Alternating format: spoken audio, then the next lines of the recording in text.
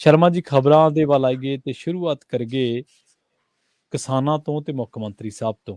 ਕਹਿੰਦੇ ਕਿਸਾਨਾਂ ਨੇ ਤਾਂ ਟੋਲ ਬੰਦ ਕਰਨ ਦਾ ਐਲਾਨ ਕੀਤਾ ਹੀ ਸੀ, ਪਰ ਹੁਣ ਕਿਸਾਨਾਂ ਦੇ ਬਰਾਬਰ ਮੁੱਖ ਮੰਤਰੀ ਵੀ ਖੇਡਣ ਲੱਗ ਪਏ ਟੋਲ-ਟੋਲ।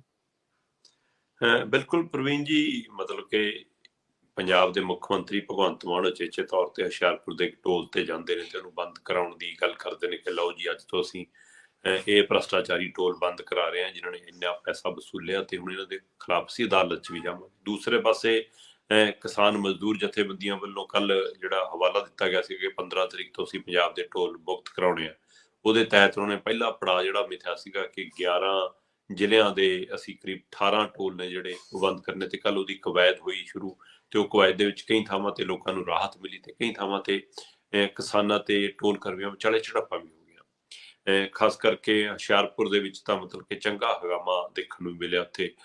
ਮਤਲਬ ਕਿ ਦੋਵੇਂ ਪਾਸਿਓਂ ਡੰਡੇ ਸੋਟੀਆਂ ਵੀ ਚੱਲੇ ਤੇ ਪੁਲਿਸ ਨੂੰ ਵੀ ਵਿੱਚ ਪੈਣਾ ਪਿਆ, ਪੁਲਿਸ ਵੱਲੋਂ ਵੀ ਲਾਠੀਚਾਰਜ ਵੀ ਕੀਤਾ ਗਿਆ ਤਾਂ ਕਿ ਮਾਮਲਾ ਉਹ ਕੀਤਾ ਜਾਵੇ। ਤੇ ਉਹਦੇ ਵਿੱਚ ਕਹਿੰਦੇ ਜੀ DSP ਸਣੇ 2 ਪੁਲਿਸ ਵਾਲੇ ਵੀ ਜ਼ਖਮੀ ਹੋ ਗਏ, ਕੁਝ ਕਿਸਾਨ ਵੀ ਜ਼ਖਮੀ ਦੱਸੇ ਜਾਂਦੇ ਨੇ। ਤੇ ਉਧਰ ਜਿਹੜੇ ਮੁਲਾਜ਼ਮ ਨੇ ਟੋਲਾਂ ਤੇ ਕੰਮ ਕਰਨ ਵਾਲੇ, ਪ੍ਰਵੀਨ ਜੀ, ਕੱਲ ਉਹ ਆਪਣੇ ਪਰਿਵਾਰਾਂ ਨੂੰ ਲੈ ਕੇ ਆਏ ਹੋਏ ਸੀ, ਉਹਨਾਂ ਨੇ ਬਰਾਬਰ ਧਰਨੇ ਲਾਏ। ਉਹਨਾਂ ਵੱਲੋਂ ਉਹਨਾਂ ਦਾ ਕਹਿਣਾ ਇਹ ਸੀਗਾ ਕਿ ਕਿਸਾਨ ਜਦੋਂ ਟੋਲ ਮੁਕਤ ਕਰਾਉਂਦੇ ਨੇ ਉਹਦੇ ਨਾਲ ਮਤਲਬ ਕਿ ਕੰਪਨੀਆਂ ਸਾਨੂੰ ਤਨਖਾਹ ਦੇਣੋਂ ਬੰਦ ਕਰਦੀਆਂ ਨੇ ਕਿ ਸਾਡਾ ਕੀ ਕਸੂਰ ਹੈ, ਸਾਡਾ ਰੁਜ਼ਗਾਰ ਕਿਉਂ ਖੋਇਆ ਜਾਂਦਾ। ਫਿਰ ਪਹਿਲਾਂ ਬੇਸ਼ੱਕ ਤਣਾ ਤਣੀ ਹੋਈ, ਝੜਪ ਵੀ ਹੋਈ, ਉਸ ਤੋਂ ਬਾਅਦ ਕਿਸਾਨ ਜਥੇਬੰਦੀਆਂ ਨੇ ਫਿਰ ਇਸ ਨੂੰ ਵੀ ਆਪਣੇ ਮੁੱਦਿਆਂ 'ਚ ਸ਼ਾਮਲ ਕੀਤਾ ਕਿ ਕੰਪਨੀਆਂ ਤੋਂ ਇਹਨਾਂ ਦੀ ਤਨਖਾਹਾਂ ਵੀ ਦਵਾਵਾਂਗੇ।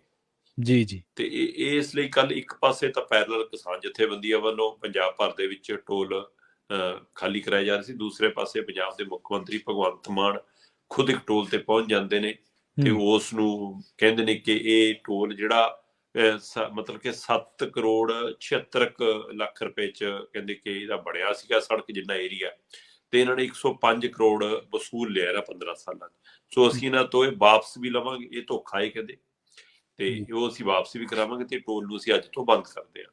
ਸੋ ਇਸ ਨੂੰ ਲੈ ਕੇ ਇੱਕ ਸਵਾਲ ਇਹ ਵੀ ਖੜੇ ਹੁੰਦੇ ਨੇ ਕਿ ਇਹਨਾਂ ਟੋਲਾਂ ਦੀ ਸਮਾਹਤ ਮੁੱਕ ਰਹੀ ਆ ਤੇ ਉਸੇ ਨਾਤੇ ਇਹਨਾਂ ਦਾ ਬੰਦ ਹੋਣਾ ਤੈਅ ਹੀ ਆ।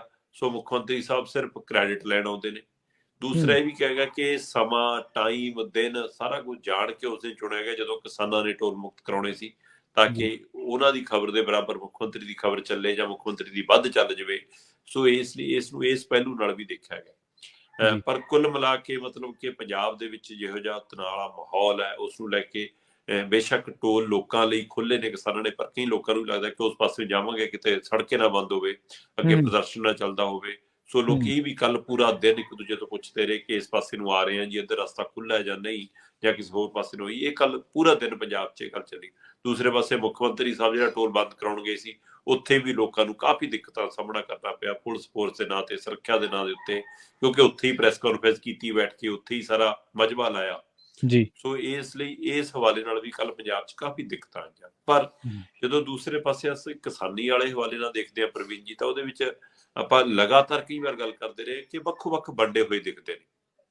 ਉਹਦਾ ਪ੍ਰਗਟਾਵਾ ਕੱਲ ਇਸ ਗੱਲ ਤੋਂ ਵੀ ਫਿਰ ਹੋਇਆ ਕਿ ਇੱਕ ਪਾਸੇ ਤਾਂ ਹੁਣ ਕਿਸਾਨ ਮਜ਼ਦੂਰ ਜਥੇਬੰਦੀ ਜਿਹਨੇ ਧਰਨਾ ਲਾਇਆ ਟੋਲਾਂ ਦੇ ਉੱਤੇ ਆ ਗਏ ਨੇ ਤੇ ਪੱਕਾ ਕਹਿ ਦਿੱਤਾ 15 ਤਰੀਕ ਤੱਕ, ਅਗਲੀ 15 ਜਨਵਰੀ ਤੱਕ ਅਸੀਂ ਧਰਨੇ ਲਾਵਾਂਗੇ। ਉਹ ਕਹਿੰਦੇ ਸਾਨੂੰ ਮੁੱਖ ਮੰਤਰੀ ਦਾ ਸੱਦਾ ਵੀ ਆ ਗਿਆ ਜੀ, 28 ਦਸੰਬਰ ਨੂੰ ਸਾਡਾ ਮੀਟਿੰਗ ਰੱਖੀ ਆ।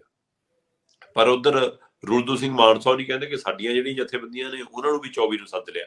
ਅਸੀਂ ਵੀ ਕਿਸਾਨੀ ਮੰਗਾਂ ਲਈ ਐਲਾਨ ਕੀਤਾ ਸੀ, ਸਾਨੂੰ ਵੀ 24 ਨੂੰ, ਕੁਛ ਨੂੰ 24 ਨੂੰ ਸੱਦ ਲਿਆ, ਕੁਛ ਨੂੰ 28 ਨੂੰ ਸੱਦ ਲਿਆ।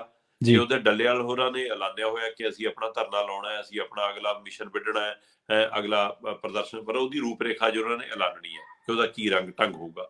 ਪਰ ਇੱਧਰ ਰਾਜਾ ਹੋਰਾਂ ਨੇ ਕਿਹਾ ਵਾ 30 ਤੋਂ ਪੰਜਾਬ ਦੇ ਪਾਣੀਆਂ ਤੇ ਕਿਸਾਨੀ ਮੰਗਾਂ ਨੂੰ ਲੈ ਕੇ ਅਸੀਂ ਚੰਡੀਗੜ੍ਹ 'ਚ ਧਰਨਾ ਲਾਉਣਾ, ਸੋ 30 ਦਸੰਬਰ ਤੋਂ। ਇਸ ਲਈ ਮੁੱਖ ਮੰਤਰੀ ਵੀ ਅੱਡੋ ਅੱਡ ਬੁਲਾਉਂਦੇ ਨੇ, ਜਥੇਬੰਦੀਆਂ ਵੀ ਅੱਡੋ ਅੱਡ ਨੇ, ਮੁੱਦੇ ਇੱਕ ਤਰ੍ਹਾਂ ਦੇ ਹੀ ਨੇ, ਪਰ ਇਹ ਅੱਡੋ ਅੱਡ ਫਿਰਦੇ ਨੇ, ਜਿਹਦਾ ਫਾਇਦਾ ਸਰਕਾਰ ਵੀ ਲੈਂਦੀ ਹੈ ਤੇ ਰਾਜਨੀਤਿਕ ਧਿਰਾਂ ਵੀ ਚੱਕਦੀਆਂ ਨੇ। ਤੇ ਪਰ ਕੱਲ ਪੰਜਾਬ ਟੋਲ ਮੁਕਤ ਹੋਇਆ ਜੀ, ਚਾਹੇ ਉਹ 19 ਟੋਲ ਪਲਾਜ਼ਿਆਂ ਤੇ ਹੋਇਆ ਜਿਨ੍ਹਾਂ ਚੋਂ 18 ਕਿਸਾਨਾਂ ਨੇ ਕਰਾਤੇ ਤੇ 19ਵਾਂ ਮੁੱਖ ਮੰਤਰੀ ਸਾਹਿਬ ਨੇ ਕਰਾਤਾ।